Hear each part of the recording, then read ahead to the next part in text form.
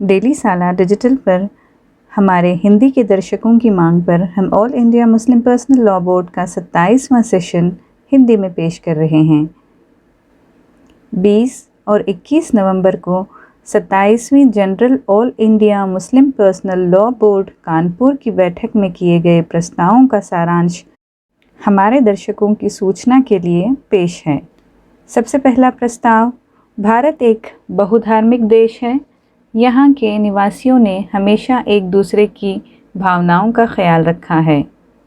मुसलमानों ने हमेशा इस्लामी शिक्षाओं के अनुसार अन्य धर्मों की पवित्र शख्सियतों के संबंध में आपत्तिजनक शब्द बोलने या लिखने से परहेज़ किया है। लेकिन ये दुर्भाग्यपूर्ण है कि हाल के दिनों में इस्लाम के पैगंबर के सम्मान में कुछ बदमाशों ने खुला अपमान किया है और सरकार ने इसे रोकने के लिए कोई प्रभावी प्रयास नहीं किया है। इसलिए यह बैठक सरकार से मांग करती है कि इसके लिए प्रभावी कानून बनाना चाहिए। दूसरा प्रस्ताव ये है कि देश के संविधान के अनुसार प्रत्येक नागरिक को अपने धर्म के अनुसार विश्वास करने, अभ्यास करने और आमंत्रित करने का अधिकार दिया गया है। इतने बड़े देश और बहुधार्मिक समाज के लिए समान नागरिक संहिता ना तो उपयुक्त है और न ही उपयोगी है। सरकार के लिए आवश्यक है कि वह देश पर प्रत्यक्ष या अप्रत्यक्ष और सामान्य या आंशिक सामान्य कोड लागू करने का प्रयास न करे। तीसरा प्रस्ताव ये है कि ये स्पष्ट करना महत्वपूर्ण है कि जब कुछ समर्पित किया जाता है तो वह मनुष्य के अधिकार से बाहर हो जाता है और सीधे अल्लाह के अधिकार में आ जाता है। उसे वक्फ के इरादे के खिलाफ बेचने या किसी अन्य उद्देश्य के लिए उपयोग करने का कोई अधिकार नहीं है। इसलिए सरकार या किसी ट्रस्टी को या अदालतों को भूमि बेचने की अनुमति देना इस्लामी कानून और वक्फ के कानून के खिलाफ है और मुसलमान इसे स्वीकार नहीं कर सकते। चौथा प्रस्ताव यह है कि धार्मिक नियमों और पुस्तकों की व्याख्या करने का अधिकार केवल उन्हें है जो इस धर्म को मानते हैं, इस धर्म से परिचित हैं और धर्म के लोगों द्वारा धार्मिक पुस्तकों की व्याख्या करने में सक्षम माने जाते हैं।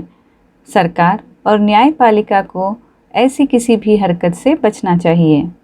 पांचवें, देश में महिलाओं को लगातार जुल्म का शिकार बनाया जा रहा है। दहेज और माँ के गर्भ में बच्चियों का कत्ल आम बात हो गई है। विरासत से वंचित करना और वासना का निशाना बनाया जा रहा है। मांग ये है कि महिलाओं की सुरक्षा सुनिश्चित करने के लिए प्रभावी कानून बनाए जाएं। छठे ये कि अल्पसंख्यकों की सुरक्षा सभी सरकारों की प्राथमिक जिम्मेदारी है। बांग्लादेश में कुछ हिंदू मंदिरों को क्षतिग्रस्त कर दिया गया है और लोगों पर हमला किया गया है। ये वास्तव में एक निंदनीय काम है और भारत के मुसलमानों द्वारा भी इसकी निंदा की गई है। लेकिन तब से पूर्वोत्तर राज्य त्रिपुरा में बिना किसी कारण के मुसलमानों की जान माल की क्षति हुई है और साथ ही कई मस्जिदों पर हमले हुए हैं। ये बहुत दुर्भाग्यपूर्ण है कि उनकी पवित्रता का उल्लंघन किया गया है। बढ़ते अत्याचारों पर देश के प्रत्येक नागरिक के जीवन, संपत्ति और सम्मान की रक्षा करना, विशेष रूप से मॉब लिंचिंग के क्रूर और अमानवीय तरीकों को रोकने के लिए प्रभावी उपाय करना और अपराधियों को दंड देना सरकार की प्राथमिक जिम्मेदारी है। इसके बिना ऐसी घटनाओं को ख़त्म नहीं किया जा सकता है। ये बैठक मुसलमानों से भी आह्वान करती है कि अपने ऊपर शरिया लागू करें, शादी में सादगी अपनाएं, लड़कियों से कोई आर्थिक मांग न करें, फिजूल खर्ची से बचें, महिलाओं को विरासत का अधिकार दें, माँ, बहन, पत्नी और बेटी के अधिकारों का विशेष ध्यान रखें, अपने विवादों को हल करें और ज़रूरत पड़ने पर न्यायपालिका की मदद लें। अंतरधार्मिक विवाह से पूरी तरह बचें क्योंकि ये समाज में विभाजन पैदा करता है और सांप्रदायिकता को प्रभावित करता है। 8वां प्रस्ताव ये है कि बोर्ड मुसलमानों और गैर मुस्लिम भाइयों, विशेषकर विद्वानों और वकीलों से आग्रह करता है कि वे इस्लाम के सामाजिक कानूनों को पढ़ें, गलतफहमी से बचें और दूसरों की गलतफहमी को दूर करें, क्योंकि समाज का इस्लामी कानून पूरी तरह से मानवीय आवश्यकता पर आधारित है। यही कारण है कि भारत और अन्य देशों में पारिवारिक जीवन से संबंधित कानूनों ने मुस्लिम पर्सनल लॉ का व्यापक उपयोग किया है। 9वां प्रस्ताव ये है कि भारत का संविधान देश के हर नागरिक को धार्मिक स्वतंत्रता की गारंटी देता है, जिसमें धर्म का उपदेश भी शामिल है। इस देश में मुसलमानों ने कभी भी धर्म का प्रचार करने के लिए ज़बरदस्ती और लालच का सहारा नहीं लिया है।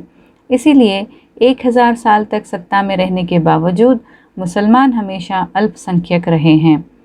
हाल ही में कुछ लोगों ने अपनी मर्जी से इस्लाम में धर्मांतरण किया है। हालांकि धर्म का प्रचार करने वालों के खिलाफ झूठे मामले दर्ज किए गए हैं, जबकि दूसरी ओर कुछ संप्रदाय के लोग खुलेआम धर्मांतरण के नारे लगा रहे हैं और कोई कार्रवाई नहीं की जा रही है। उनके खिलाफ सरकार से किसी भी समूह को रोकने की मांग की जाती है। सभी के मौलिक अधिकारों में हस्तक्षेप करने से बचना चाहिए और सभी वर्गों के साथ निष्पक्ष और समान व्यवहार करना चाहिए। निराधार आरोप में गिरफ्तार किए गए लोगों को तत्काल रिहा किया जाए और उनके मामले वापस लिए जाएं। 10वां सुझाव ये है कि ज्ञानवापी मस्जिद और शाही ईदगाह मथुरा के संबंध में सांप्रदायिक तत्वों, विशेषकर हिंदू महासभा के इस तरह के कृत्यों पर तत्काल रोक लगानी चाहिए और देश में धार्मिक स्थलों की सुरक्षा और सांप्रदायिक सद्भाव की रक्षा सुनिश्चित करना चाहिए। 11वां प्रस्ताव ये है कि पिछले कई वर्षों से नफरत और कट्टरता पर आधारित मुस्लिम विरोधी प्रचार किया गया है। उन पर निराधार आरोप लगाए गए हैं और उनका इतिहास विकृत किया गया है। सोशल मीडिया पर जहरीले, अभद्र भाषा और भड़काऊ भाषण और सामग्री पोस्ट की जा रही है। हम मांग करते हैं कि सरकार सांप्रदायिकता और बुरे तत्वों के खिलाफ कानूनी कार्रवाई करे।